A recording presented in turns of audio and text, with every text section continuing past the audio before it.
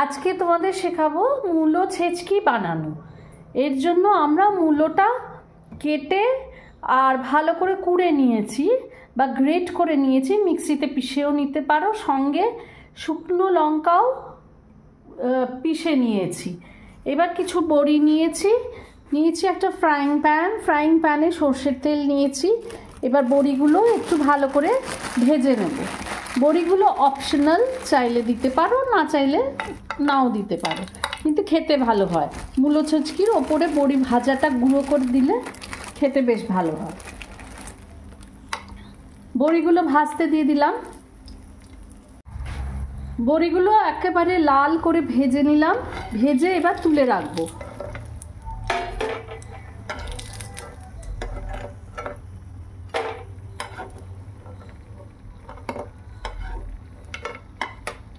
মূলোটা যখন আমরা গ্রেট করে রেখেছি তখন ওর সঙ্গে আমরা নুন মিশিয়ে রেখেছি। আলাদা করে আর নুন দেব না, কোনো কিছু ফোড়ন দেব না।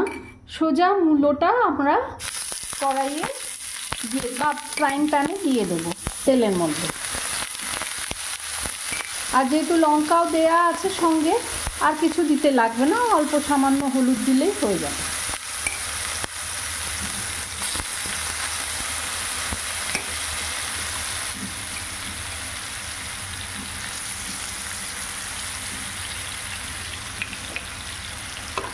এবার এটা নেড়ে চেড়ে তেলের মধ্যে নেড়ে চেড়ে ভালো করে এটা একটু ঢাকা দিয়ে রেখে দেব।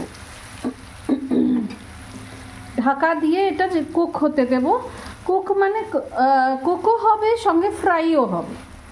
এবার ভাজা বড়িগুলোকে আমরা একটু সুন্দর করে গুঁড়ো করে নেব। রুটির ইয়েতেই আমরা করে নিতে পারি, যেটাতে রুটি বেলা হয়, বেলুন চাকি, এইটা দিয়েই আমরা বড়িটা সুন্দর করে গুঁড়ো করে নেব। এবার এতে আমরা দেব অল্প হলুদ এবং অল্প ধনে গুঁড়ো দিয়ে এটা নেড়ে চেড়ে আবার বসিয়ে রাখবো। এটা বেশ সুন্দর ভাজা ভাজা হবে।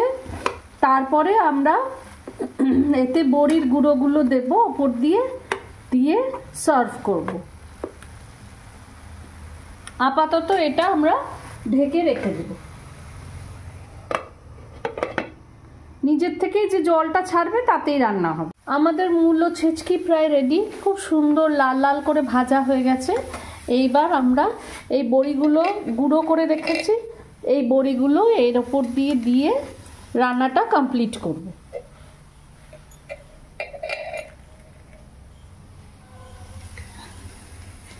তাহলে বেশ খাওয়ার সময় মুখে একটু একটু পড়বে, খেতেও ভালো লাগবে। আমাদের মূলো ছেচকি উইথ বড়ি ভাজা একদম কমপ্লিট।